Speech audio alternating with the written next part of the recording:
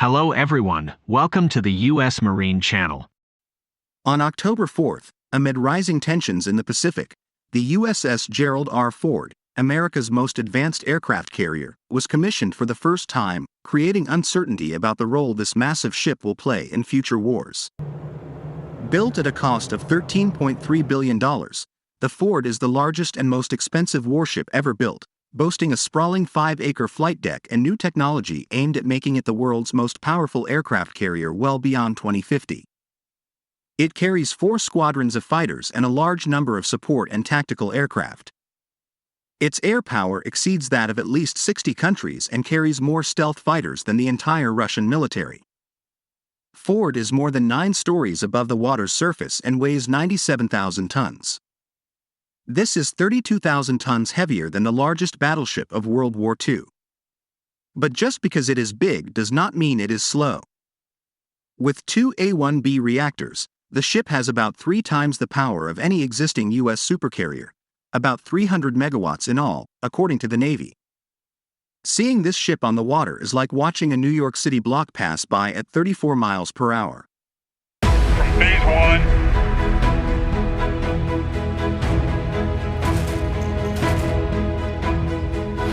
And enter this COM 2X.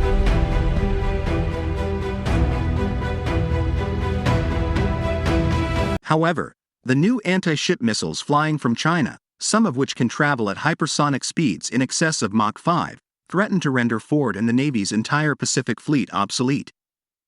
Just as the Japanese launched an attack aircraft force during World War II to sink the most powerful US and British battleships, these new missiles have the potential to wipe out the most advanced ships currently sailing the seas. A scathing report by the Congressional Research Service, updated in August 2022, notes concerns about the survivability of naval surface ships in potential combat situations with adversaries armed with large numbers of UAVs and anti-ship missiles, including new types, such as China. Although Russia also possesses hypersonic weapons, it is China that the Navy is most concerned about. Over the past decade, it has aggressively expanded the size of its Navy and developed several anti-ship weapons, including highly maneuverable hypersonic missiles that can reach Mach 10. Its weapons testing site in the Taklamakan Desert has a full-scale model of an American aircraft carrier, which it uses for firing drills.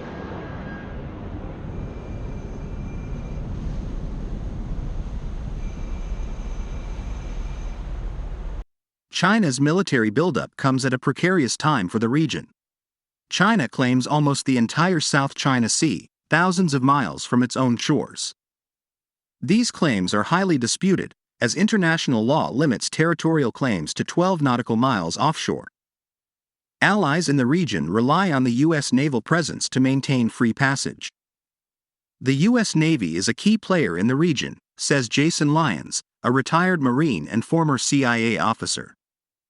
As a result, the Pacific Fleet is within range of Chinese anti-ship missiles and drones, but cannot reliably defend itself or counterattack. Neither of the U.S. fighter jets, F/A-18 Super Hornet and F-35C Joint Strike Fighter, can reach targets more than 700 miles away. This is not just a problem for the U.S. Navy. It is an existential crisis. The Ford and ships like it are equipped with anti-missile defense batteries, but none of them can defend against China's latest weaponry in a prolonged battle. To maintain its supremacy in the Pacific and keep its ships afloat, the Navy is focusing all its efforts on a new technology that has been out of reach for decades: lasers. The benefits are enticing. Because it fires at the speed of light, it can ignore the speed of hypersonic weapons. It can be quickly reloaded to repel swarms of drones. At the very least, this is the Navy's hope. But a reliable laser with enough power to shoot down hypersonic missiles is still years away. That's why the Pentagon this year halted research on 2 promising weapons, railguns and Special Artillery Launched Guided Missiles, GLGPs, which were expected to protect the fleet from the latest weapons. Can the Navy quickly develop this technology to stop the threat before it is too late?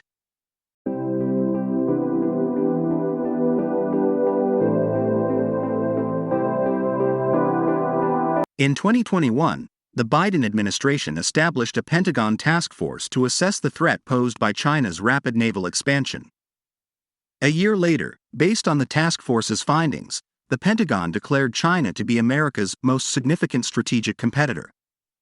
China now has more than 770 naval, Coast Guard, and other warships.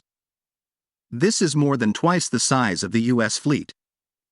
Moreover, while the U.S. fleet is dispersed throughout the Atlantic and Pacific Oceans, China concentrates almost exclusively in the Pacific. China's strength is also reinforced by a sophisticated array of anti-ship weapons that can be launched from ground bases, warships, and aircraft.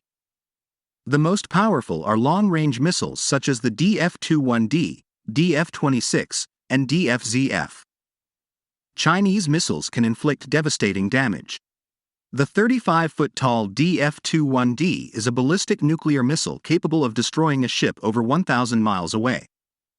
China can launch this 32,000-pound weapon from the ground or from an airborne heavy bomber, and analysts believe its nuclear warhead can maneuver in flight to strike moving ships.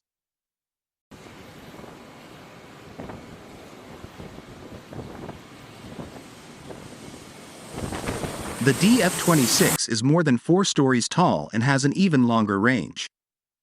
Most fearsome, however, is the DF-ZF.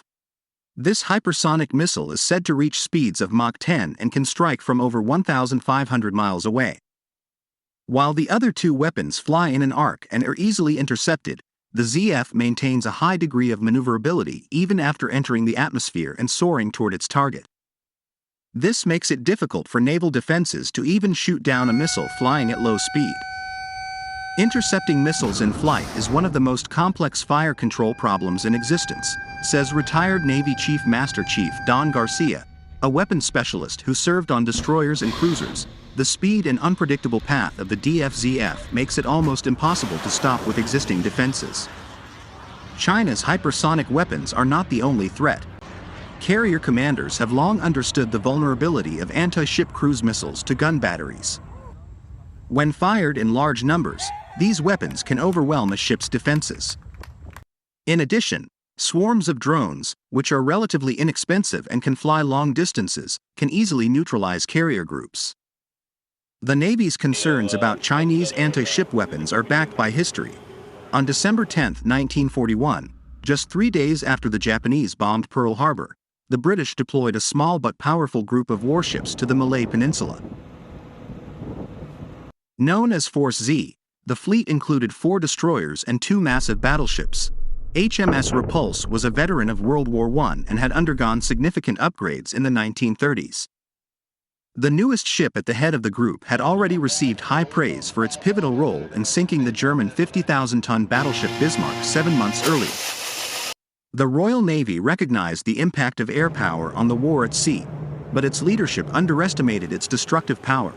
Admiral Thomas Phillips, commander of Z Force, reportedly refused to provide cover in conjunction with the Royal Air Force. At 11:18 a.m., his mistake became clear when a Japanese bomber rode up on the horizon.